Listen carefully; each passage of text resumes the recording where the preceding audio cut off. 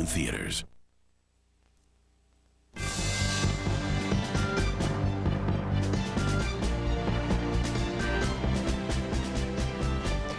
11 o'clock in the east. We want to get you up to date on the important developments tonight on the ground in Afghanistan. Here again, CNN's military affairs correspondent Jamie McIntyre at the Pentagon. Jamie, why don't you lay it out what happened? Well, tonight we saw the first ground combat in Afghanistan as elite U.S. Army troops, U.S. Army Rangers, part of a special operations commando raid of more than 100 special operations troops in their helicopters coming from both the USS Kitty Hawk aircraft carrier and bases in the region, attacking a target or targets near Kandahar, a Taliban stronghold. These helicopters went in under the cover of darkness using the latest U.S. high-tech equipment, night vision goggles, and attacked a target on the ground in a battle that lasted, we're told, several hours before all of the helicopters managed to get out of Afghan airspace and head back to their bases. What we still don't know is what the objective of the mission was. Was it to capture or kill terrorist leaders? We don't know. Was it successful? Did it achieve its objectives? The Pentagon is not saying, and we don't know specifically what kind of helicopters and specifically what equipment was used.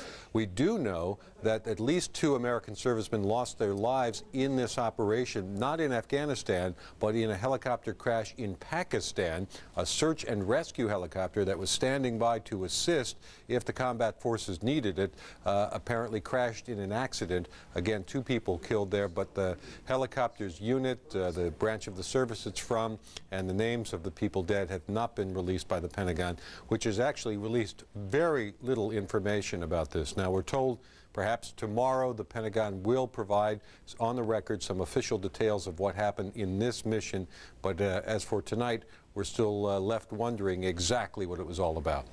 Jamie, thank you. It's been quite a night there for you. Jamie McIntyre at the Pentagon, thank you very much. That's our report for tonight. We'll see you again on Monday at 10. We turn things over to Keith Olbermann, who sits in for Jeff Greenfield tonight in tonight's edition of Greenfield at Large. Keith. Aaron, good evening. Future historians will be the ones who decide when the war actually began. September 11th, the day bombing commenced, October 7th, or perhaps this evening of October 19th. In a moment, we'll review the entire week, but first let's clarify what we know of today's American troop activity on the ground in Afghanistan with the help of CNN military analyst, retired General Wesley Clark, who's joining us from Little Rock. General Clark, thank you for some of your time this evening. Good to be with you, Keith. All right, we know the entire process took just a few hours. We know the number of Americans involved was over 100, but not that much more over it. What do those 2 facts allow us to infer about what kind of operation this may have been? Well, it was clearly a raid. It was a company-sized force. It was brought in on several helicopters. We know that. It went in, as Jamie McIntyre explained, during the hours of darkness. It got out during the hours of darkness. They attacked a site. They attacked a site probably for several reasons. Because they wanted perhaps to capture people, because they wanted to send a tough message to the local Taliban there that would resonate throughout the country. Perhaps they needed to get in and search the site rather than just destroy it. But there's no doubt that this mission creates a big signature, not only tactically, not only on the ground operationally in Afghanistan, but throughout the world. This says America is resolved to fight. This says to the Taliban, they can run, they can't hide. The Associated Press, General, tonight quoted a Pakistani military official as saying that the U.S. had informed his government that there were going to be hit-and-run operations, was the term, and that the goals were to flush out bin Laden or other al-Qaeda members or Taliban leaders. Do you buy that as an objective? Well, I think that's the general purpose of operations like this. That may not be the precise objective of this operation. This could have been a command post. It could have been a logistics hub. It could have been a rest and relaxation area for Taliban fighters coming down from the other fronts. But the effect of it will be to break up the Taliban and take away the protection that Osama bin Laden and his network have had and force them to move and become vulnerable. No doubt about it. To use the vernacular again, if that is a hit-and-run job, is a hit-and-run job likelier to be something that was long planned, something to which the bombing campaign was leading up to, or is it likelier to have been some sort of quick action based on new information about the whereabouts of terrorist or Taliban leaders? Well, the United States has the capacity to mount an operation like this with some fairly standard operating procedures. they probably had several hours notice at least, maybe longer than that. But it can be done on relatively brief notice, provided you've got good SOPs, and these units have very good SOPs. Helicopter forces put the troops on the ground, let them run their script for 3 or 4 hours, pick them up, get them out. Will that be how the U.S. fights a ground war on a terrain that is notably inhospitable to ground war? I think that's one of the techniques that will be used. There may be other techniques. There may be a requirement to take and hold a forward operating location for several days at a time. There may be a requirement to mount patrols that move throughout Afghanistan for a certain period, and there are probably teams there now in hidden locations who are observing and reporting back. So it's one of several plays that the force has. Our teams, our people might still be there? Is that what you're suggesting? There are probably people there, yeah, inside the area, maybe not in the specific site of that raid, but somewhere watching the Taliban at this moment. Is there reason to believe, General, that this would be the first of a series of actions like this, that this is a script that we're going to see repeated in the next few days? I think it's very likely that there'll be other raids like this, and with a variety of different techniques. One thing the force won't want to do is want to get into a pattern that always repeats, because that makes us vulnerable. So there'll be different plays, different types, different directions, different types of targets, different actions on the ground. There were 2 casualties in a helicopter accident which was in Pakistan, not as part of the raid, at least that is what CNN's Jamie McIntyre reported as we saw earlier here. Does that give us any clue as to how those 2 men died? Obviously that will be a considerable import, not merely to their families, but to the entire country. Well, the force will do a complete investigation, obviously. It's a tragedy. We wouldn't want to have lost anybody over there. Could have been a mechanical accident, could have been a pilot error. It's impossible to say at this point. Finally, General, connect the 2 big dots here if you can. Ground forces in and out of Afghanistan in the course of 1 overnight, and diplomatic considerations. Certainly that was a factor in this too. It is, because one of the things that's going on right now is maximum pressure is being exerted against Pakistan to produce information, to seal the border, to cut off all assistance to the Taliban, and to support more fully, even more fully, the United States. And this kind of an action by the United States tells the Pakistanis that we really mean it. And they have to make their moves, make their decisions, follow through on what they promised in a fairly rapid fashion, because this action's moving forward on the ground. They can't stall. Retired General Wesley Clark, CNN military analyst. Many thanks, sir. Very insightful. Thank you, Keith. Next, our week in review. All conflicts, foreign and domestic. Stand by.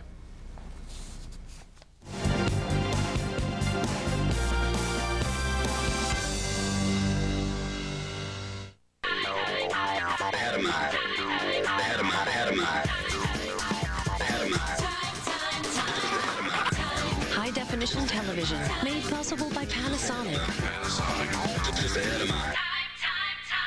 Turbulent times require leadership. That's why we invite you to join America's top CEOs and Mayor Rudolph Giuliani in New York for Leadership in Turbulent Times, a conference benefiting the American Red Cross. Get first-hand perspective on how your business can rise to the challenge from Jeff Immelt of GE, Gordon Bethune of Continental Airlines, Steve Case of AOL Time Warner, Michael Dell, and Professor Gary Hamill. Call 1-800-522-7711 now or visit fortune.com to register.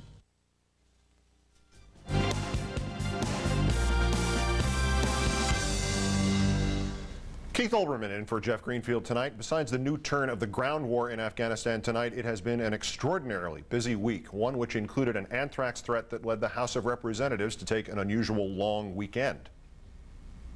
Accordingly, the House stands adjourned. Hi, you've reached the House of Representatives. We're out of the office until Tuesday. Please leave a message after the beep.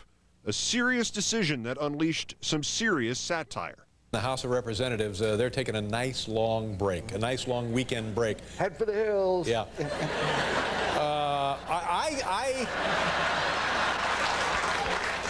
Another chapter in Profiles in Courage. That some kind of threat and a package were delivered to the House chamber before the leadership decided to shutter the doors has not gotten quite the same level of publicity. This has gotten all the publicity, and then some. Anthrax. At media outlets. Our biggest problem is fear. Actual infections, about half a dozen. Actual exposures, still in just 2 figures. The anthrax in Florida, in Senator Daschle's office, at NBC, believed to all be one strain. After we have sufficient supplies. The administration announced plans to buy millions of doses of smallpox vaccine, but not to break the patent on the leading antibiotic for anthrax, Cipro. Yet the Canadian government did the exact opposite, ordering that generic Cipro be made available. Worldwide, some edges held, some frayed. On Wednesday, Israeli cabinet member Rehavam Zevi was assassinated. The Popular Front for the Liberation of Palestine claimed responsibility. The Palestinian Authority then outlawed the PFLP. The next day, just blocks from the still-smoking ruins of the World Trade Center, 4 of Osama bin Laden's co-conspirators in the bombings of 2 American embassies in East Africa were sentenced to life in prison without the chance of parole. The president, meanwhile, left for China, while 2 members of his administration returned to the spotlight. The Director of Homeland Security, Tom Ridge, beginning daily briefings. Here's Thursday. The first of many opportunities. And here's Friday. It's good to be with you again to give you another update on Homeland Security. And Vice President Cheney touring the Trade Center site and saying what all of us who have seen it have said, and have said sincerely: television doesn't convey the sense of destruction. To wrap up the week off the new battlefields, earlier I spoke with the senior editor of Time Magazine's World section, Lisa Beyer, and in Washington, National Journal White House correspondent Alexis Simendinger, and Susan Denser, the health correspondent for the NewsHour with Jim Lehrer on PBS. Susan Denser, your non-military headline of the week is what? Well, Keith, it says the war on the ground brought it in Afghanistan. The war against bioterrorism brought it to an unprecedented degree here at home. Alexis Simendinger, your non-military headline of the week. Well, as Susan suggests, bioterrorism grips the country and in Washington shuts down Congress. Lisa Beyer here with me in New York. Surprisingly enough, your non-military headline of the week. Finally, we get it. Terrorism is with us for some time now. Okay. All right, but by looking at the health story and the ramifications, Susan, first off, the pure medicine to this, Cipro, generic Cipro, anthrax, sweet and low banned from flights of Northwest Airlines because it looks like the material in which anthrax has been delivered. From the biological point of view, are we focusing on the right germ now? We do appear to be focusing on the right germ. The analysis that has taken place in federal and military labs now suggests that we're dealing with a reasonably virulent strain of anthrax bacteria. People are homing in on the likely range of sources that could have come from and developing a pretty good assessment now of the skills of the people who put this together in a form that could make at least some number of people sick. Alexis, is there an administration point person on anthrax? Is it Senator Frist, who was with us last night? Is it Tom Ridge? Is it Tommy Thompson? Is it any of the above? And what is their message? Oh, that they wish they had one. In the White House, of course, they want President Bush to be the point person to speak in the largest measure about both response and prevention, reassurance, and certainly the military operation. But as we noticed this week from watching several briefings, and in fact we saw former Governor Tom Ridge of Pennsylvania take over the helm of the Homeland Security Office at the White House, and we noticed that with the lineup of federal officials he could assemble to try to reassure and explain to the public, there was a multiplicity of voices and not always clarity in the answers that they gave. Lisa, something was delivered to the House chamber. A package. Bill Frist referred to this last night. They didn't go into too much detail. There was obviously some sort of threat, and they decided to close the place down. Do you think they got too much criticism for that? They were obviously easy targets because it looked, superficially at least, like a decision based on fear. But did they deserve the grief they got? It's an unattractive move. I think that we probably expect something different from our leaders, but I think at this particular point in time, we're so unaccustomed to terrorism in this country, and we're going to have to get used to it. And I don't really want to judge anyone for taking their own security in their own hands. I think that at this point in time, being judgmental about it is probably not the appropriate response. Although it is the frequent response. It's easy. It's easy. Alexis, the administration, from the bigger picture, how did they do this week? Are they running out of the honeymoon period, if that's the appropriate term to use here? Are they bound to be criticized at some point? Because it seems like there has not been any criticism, or nearly any criticism, of how they've handled everything since September 11th. Is that about to end?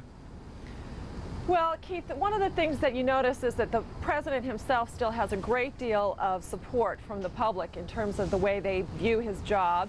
That we notice from the job approval numbers, which are still at least 90%.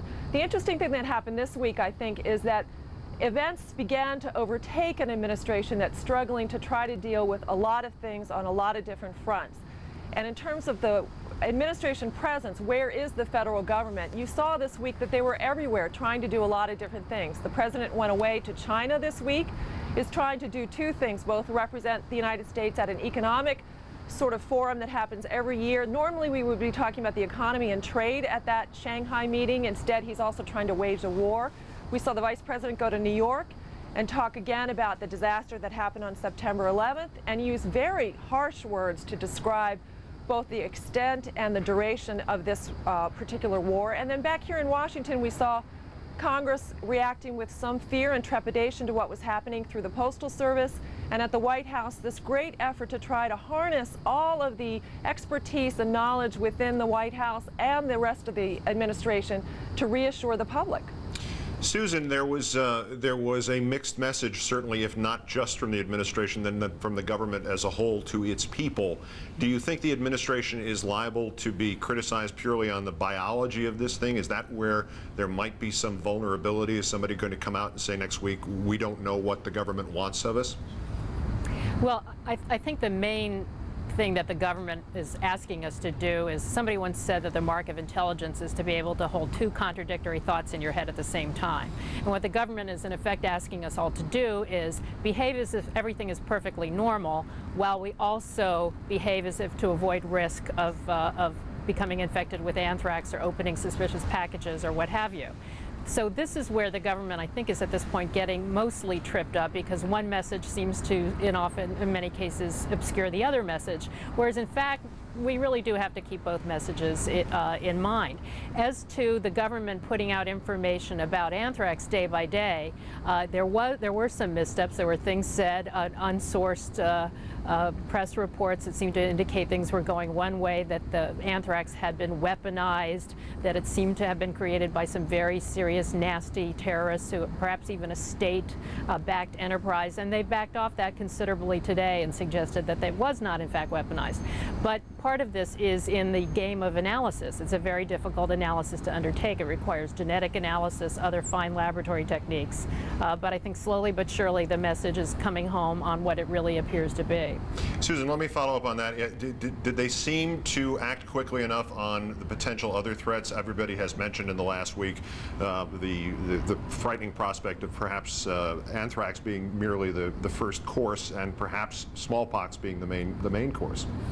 Absolutely. The greater fear all along has been that bioterrorists would somehow be able to access the smallpox virus, which has been virtually, for all intents and purposes, eradicated from the globe for a number of years.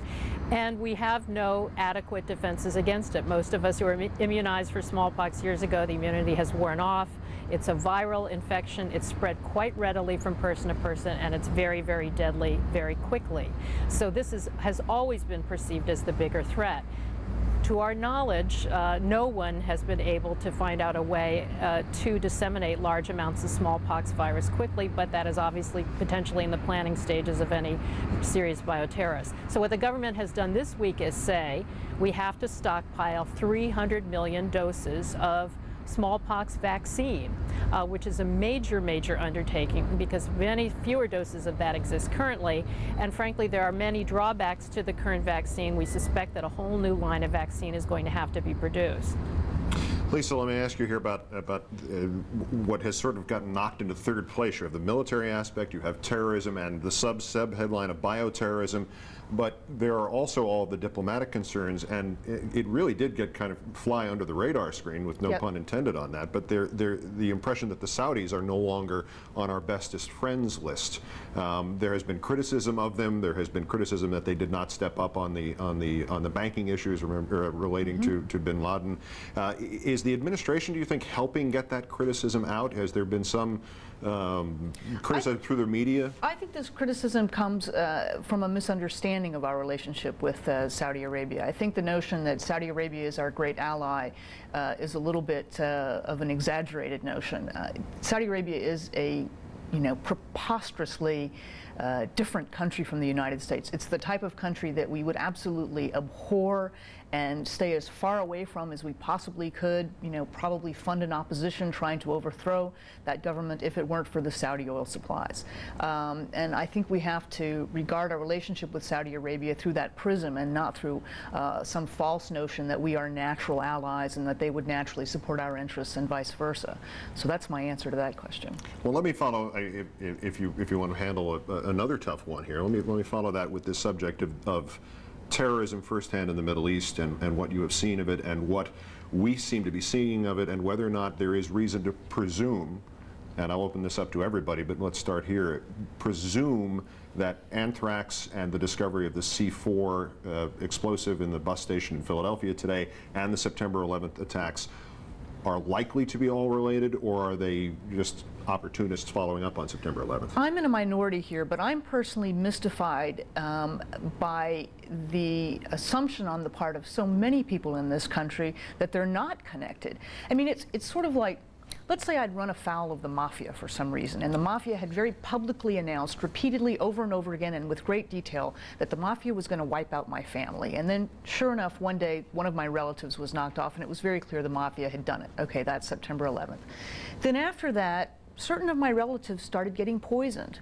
I think it would be fair for me to assume that perhaps the mafia was behind it. And it just seems to me that the burden of proof here is not on the side of are these things connected. I think that should be our natural assumption that these things are connected. The Al-Qaeda network has made it very clear what its intentions are toward us. There's quite a bit of evidence that Osama bin Laden has attempted to acquire weapons of mass destruction. He's very made it clear that he thinks it's his religious duty to do so.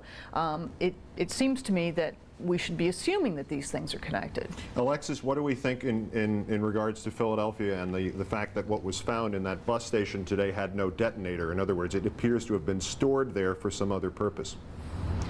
One of the things that I think is interesting about what Lisa was just saying is underscores the difference in the way we react to domestic acts of terrorism in terms of not knowing who actually did it and the way we reacted to New York and the connection made with Osama bin Laden. You're seeing, I think, this week the struggle that law enforcement has in terms of their view of the rules of engagement, which is war, and the rule of law, which is law enforcement's reaction to domestic acts, and the hesitancy they have to make connections if they're not there to build a case on. And in this case, the White House has been very quick to throw aside the rule of law when they're talking about Osama bin Laden or Al-Qaeda, and not so quick to want to do that in this case, whether it would be Philadelphia or the anthrax scares. And what will be interesting to watch is whether they feel so comfortable to be so bravado as they have been in terms of dealing with Afghanistan's connection as they are with what's happening here in the States right now. All right, that will conclude our Week in Review. Alexis Simendinger, the White House correspondent of the National Journal, we appreciate your time tonight, and Susan Dentzer, the health correspondent of the NewsHour with Jim Lehrer on PBS, and here with me in New York, Lisa Beyer, foreign editor of Time Magazine's World Section. Thank you for coming in. We appreciate it. We will continue on Greenfield at Large after this.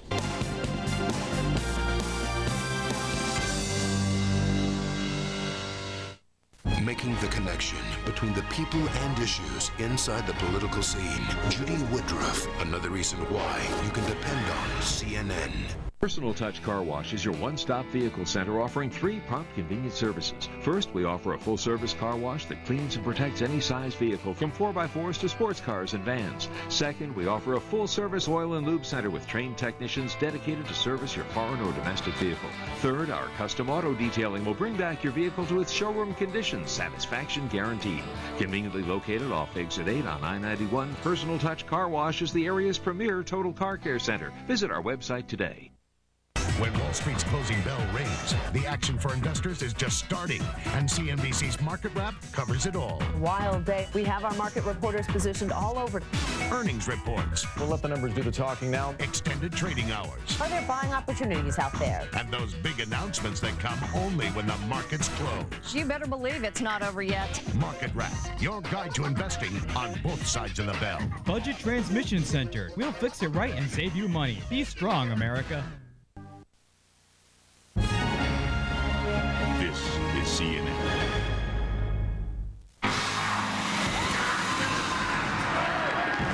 We are back, man. That was possibly the finest rock and roll show I have ever seen. I Smell World Tour. Wow. You mean the whole world? Yeah. You're not Gene. You're not Paul. You guys aren't Kiss. No, but we did stay at a Holiday Inn Express last night. Stay smart. Stay at a Holiday Inn Express. Anything in the mail?